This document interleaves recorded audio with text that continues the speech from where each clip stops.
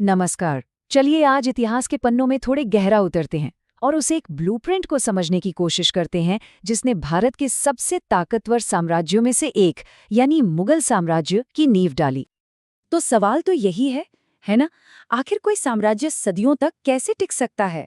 देखिए, ये कहानी सिर्फ राजाओं और उनकी लड़ाइयों की नहीं है। नहीं, ये कहानी है स्ट्रैटेजी की, विजन की, कि कैसे एक पूरा एम्पायर खड़ा किया जाता है। तो इस पूरे ब्लूप्रिंट को हम 4 हिस्सों में समझेंगे। पहले देखेंगे कि उस वक्त भारत के हालात क्या थे, फिर बात होगी बारूद की क्रांति की, उसके बाद समझेंगे एडमिनिस्ट्रेटिव ब्लूप्रिंट और आखिर में अकबर के ग्रैंड डिजाइन पर। चलिए, तो कहानी के पहले हिस्से से शुरू करते हैं। जरा उस दौर में चलते हैं। सोचिए, 1500 के दशक की शुरुआत का भारत, एक ऐसी जगह जो पॉलिटिकली पूरी तरह से बिखरी हुई थी। उस समय भारत में कोई एक सेंट्रल पावर थी ही नहीं। दिल्ली सल्तनत वो तो बस नाम के लिए बची थी। असल में तो छोटे छोटे राज्य आपस में ही लड़ भिड़ रहे थे। और ऐसे में क्या होता है? जाहिर है, बाहर से आने वाली किसी भी ताकत के लिए ये खुला मैदान बन गया था। और उस वक्त दिल्ली पर राज कर रहे थे लोधी, पर उनकी अपनी ही दिक्कतें कम नहीं थी। सुल्तान ने अपने ही अमीरों को खुद से दूर कर दिया था। टैक्स सिस्टम ऐसा था कि किसान तंग आ चुके थे, और सेना वो तो कब की पुरानी हो चुकी थी। वही हाथी घोड़े, मतलब साफ साफ कहें तो स्टेज पूरी तरह से सेट था एक बड़े बदलाव के लिए। और मजे की बात देखिए, ये कोई अचानक हुआ हमला नहीं था। असल में दरवाजा तो अंदर के लोगों ने ही खोला था। सुल्तान से जो सरदार नाराज थे और जो दुश्मन थे, जैसे राणा सांगा, उन्होंने खुद मध्य एशिया में बैठे बाबर को चिट्ठी भेजी कि आइए दिल्ली पर हमला कीजिए। तो बाबर आ गया, और यहीं से कहानी का दूसरा हिस्सा शुरू होता है, जहां पूरा खेल ही पलट गया। क्योंकि बाबर अकेला नहीं आया था, वो अपने साथ एक ऐसी टेक्नोलॉजी और ऐसी वॉर स्ट्रैटेजी लेकर आया था जो यहाँ किसी ने देखी ही नहीं थी। पानीपत की पहली लड़ाई, जरा फर्क देखिए दोनों सेनाओं में। एक तरफ बाबर, जिसके पास मुश्किल से 12,000 सैनिक थे, पर थी मॉडर्न तोपें और नई चालें। और दूसरी तरफ लोधी, जिसकी 1,00,000 की फौज थी, साथ में 1,000 हाथी। मतलब कोई मुकाबला ही नहीं लगता है ना? तो सवाल यह है कि बाबर जीता कैसे? 3 वजह थी। पहला और सबसे बड़ा, बारूद।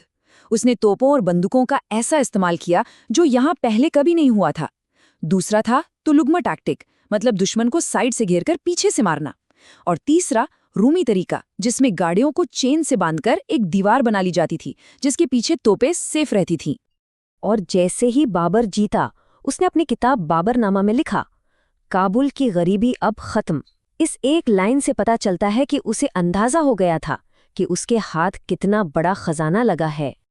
खैर, जंग जीतना एक बात है, पर इतने बड़े देश पर राज करना, उसके लिए तो एक सॉलिड एडमिनिस्ट्रेटिव सिस्टम चाहिए। और यही कहानी में एक ऐसा ट्विस्ट आता है जहां मुगलों के सबसे बड़े कॉम्पिटिटर ने ही उनके लिए रास्ता बना दिया। ये बहुत कमाल की बात है कि मुगल एडमिनिस्ट्रेशन का जो पूरा ढांचा था ना, उसकी नींव असल में उनके दुश्मन ने रखी थी। शेर शाह सूरी। सिर्फ 5 साल राज किया उसने, लेकिन ऐसे ऐसे सुधार किए जो आगे चलकर मुगलों के लिए एक रेडीमेड ब्लूप्रिंट बन गए। शेरशाह का सिस्टम देखे, कितना साफ था। सबसे ऊपर सुल्तान, फिर जिला, फिर परगना और आखिर में गांव। मतलब टॉप से लेकर बॉटम तक एक सीधी चेन, ताकि कंट्रोल बना रहे और सबकी जिम्मेदारी तय हो। और उसने काम क्या क्या किए? एक स्टैंडर्ड करेंसी शुरू की, चांदी का रुपया।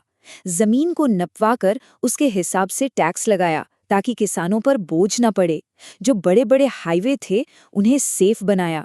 और इंसाफ, कहते हैं कि वो इंसाफ के मामले में किसी को नहीं बख्शता था। मतलब एक अच्छे खासे वेल फंक्शनिंग स्टेट का पूरा मॉडल तैयार था। और उसका बनाया रुपया कितना कमाल का था, इसका अंदाजा इस बात से लगाइए कि अंग्रेजों की ईस्ट इंडिया कंपनी ने भी उसे 1835 तक चलाया। इसे कहते हैं असली विरासत छोड़कर जाना।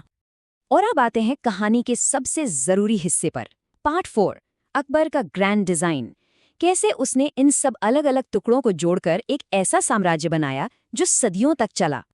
देखिए, अकबर का असली कमाल सिर्फ लड़ाइयों में नहीं था। उसका जीनियस इस बात में था कि उसने बाबर की मिलिट्री पावर और शेर शाह के एडमिनिस्ट्रेटिव मॉडल को उठाया और दोनों को मिलाकर एक ऐसा परफेक्ट मास्टर प्लान बनाया जो इतने बड़े और डाइवर्स देश को चलाने के लिए ज़रूरी था। इस प्लान का पहला पिलर था जब्ती सिस्टम। ये शेरशाह वाले सिस्टम का ही एक रिफाइंड वर्जन था। जमीन को ठीक से नापो, उसकी क्वालिटी देखो और फिर पैदावार का 1/3 हिस्सा टैक्स के तौर पर तय कर दो। इससे हुआ ये कि सरकार को एक फिक्स्ड और प्रिडिक्टेबल इनकम मिलने लगी। दूसरा पिलर, और ये तो बहुत ही ब्रिलियंट था, मनसबदारी सिस्टम। इसमें हर सरकारी अफसर को एक रैंक यानी मनसब दिया जाता था। इसी रैंक से उसकी सैलरी और ये तय होता था कि उसे कितने सैनिक अपने पास रखने हैं। मतलब एक ही सिस्टम से एडमिनिस्ट्रेशन और आर्मी दोनों कंट्रोल में। लेकिन ये सब तो ठीक था, पर अकबर एक बात बहुत अच्छे से समझ चुका था कि सिर्फ ताकत के दम पर इंडिया पर राज नहीं किया जा सकता। यहाँ के जो सबसे पावरफुल लोग हैं, जो योद्धा हैं, उन्हें साथ लेकर चलना होगा। और यहीं से आई अकबर की सबसे मशहूर पॉलिसी, सुलह कुल, यानी सबके साथ शांति। ये सिर्फ कोई अच्छी बातें नहीं थीं, ये एक स्मार्ट पॉलिटिकल स्ट्रैटेजी थी। उसने नॉन मुस्लिम्स पर लगने वाला जजिया टैक्स खत्म किया और जो राजपूत राजा उसके सबसे बड़े दुश्मन हो सकते थे, उनके साथ रिश्तेदारी और दोस्ती की। नतीजा, दुश्मन ही साम्राज्य के सबसे मजबूत पिलर बन गए। तो अगर इस पूरी कहानी को संक्षेप में देखें तो ये है इसका रास्ता। 1526 में आई मिलिट्री क्रांति, 1540 में मिला एडमिनिस्ट्रेशन का ब्लूप्रिंट और 1562 से शुरू हुई सबको साथ लेकर चलने की नीति। तो कुल मिलाकर मुगल साम्राज्य की कामयाबी का ब्लूप्रिंट इन 4 चीज़ों से बना था: एडवांस्ड मिलिट्री टेक्नोलॉजी, एक सेंट्रलाइज्ड एडमिनिस्ट्रेशन, एक स्टेबल रेवेन्यू सिस्टम और सबको साथ जोड़ने की एक जीनियस पॉलिटिकल स्ट्रैटेजी। तो आखिर में ये सवाल फिर से सामने आता है कि किसी भी एम्पायर को सदियों तक चलाने के लिए क्या चाहिए? सिर्फ फौजी ताकत, पैसों पर कंट्रोल, या फिर अलग-अलग कल्चर को एक साथ पिरोने का हुनर? ये सोचने वाली बात है।